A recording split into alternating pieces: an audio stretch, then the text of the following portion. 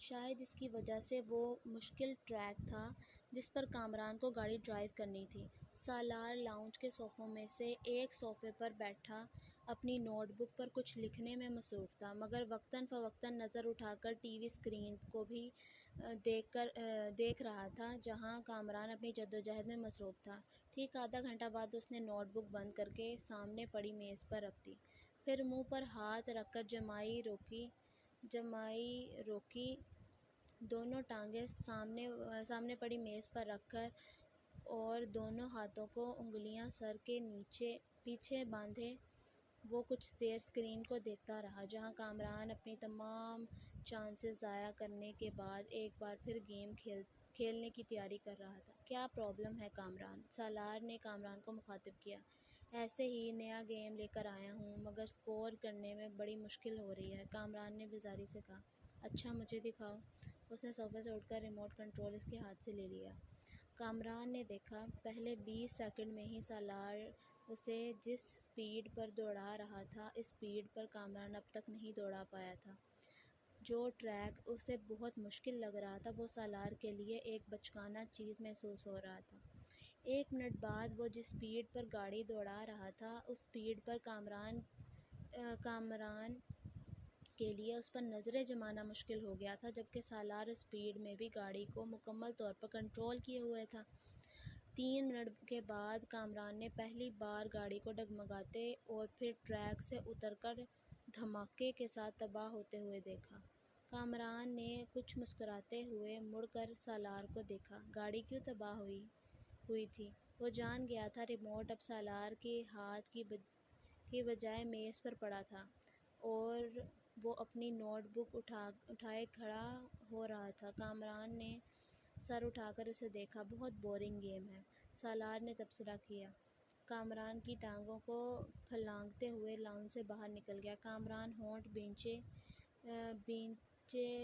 ساتھ ہندسوں پر مبنی اس اسکور کو دیکھ رہا تھا جو اسکرین کے ایک کونے میں جگمگا رہا تھا۔ کچھ نہ سمجھ میں آنے والے انداز میں اس نے بیرونی دروازے کو دیکھا جس سے وہ غائب ہوا تھا۔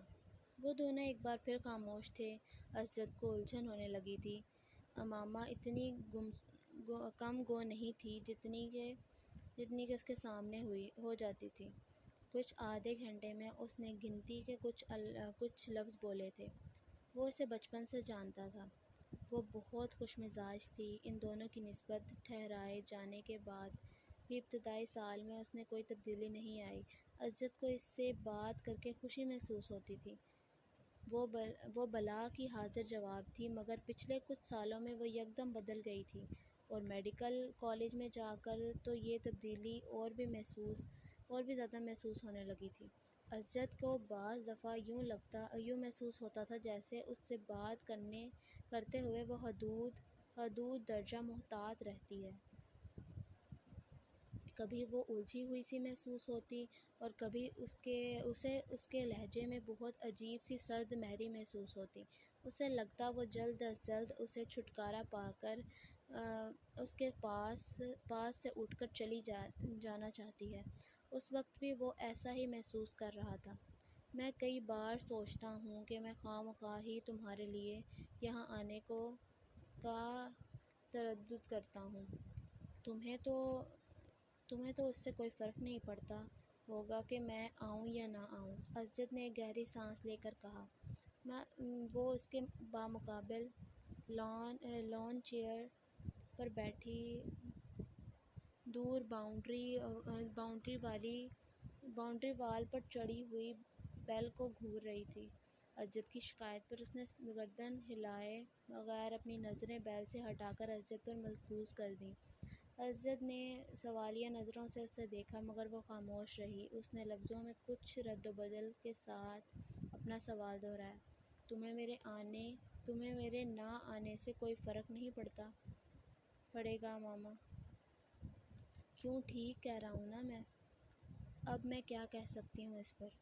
تم کم از کم انکار تو کر سکتی ہو، میری بات کو جھٹلا سکتی ہو کہ ایسی بات نہیں ہے، میں غلط سوچ رہا ہوں۔ اور ایسی بات نہیں ہے، آپ غلط سوچ رہے ہیں۔" امامہ نے اس کی بات کاٹ کر کہا۔